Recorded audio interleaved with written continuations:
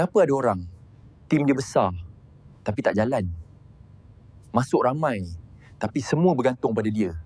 Dia recruit tapi tim dia tak faham sistem. Bila orang tanya, dia sendiri tak boleh explain. Orang masuk tapi blur. Downline tak aktif, semua tunggu arahan. Bila dia stop, semua jatuh. Dalam IELTS, benda ni dipanggil core energy. Core energy reward adalah asas kepada kestabilan sistem. Ia datang daripada activity team, contribution team dan kefahaman team. Bukan sekadar berapa ramai join, tapi berapa ramai yang betul-betul faham. Ramai orang salah faham benda ni. Mereka ingat, lagi ramai orang, lagi besar income. Tapi dalam sistem sebenar, quality lagi penting daripada quantity. Core energy ni, dia foundation kepada semua reward lain. Kalau foundation lemah, semua benda atas tu akan jatuh.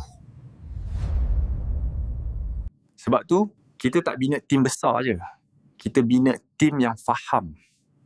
Kita fokus pada education, consistency dan duplication. Bila semua orang faham, sistem akan jalan sendiri. Kalau anda serius nak bina benda ni, jangan kejar jumlah, kejar kefahaman. Start dengan education. Follow MSR Academy. Kita faham dulu, baru kita bina.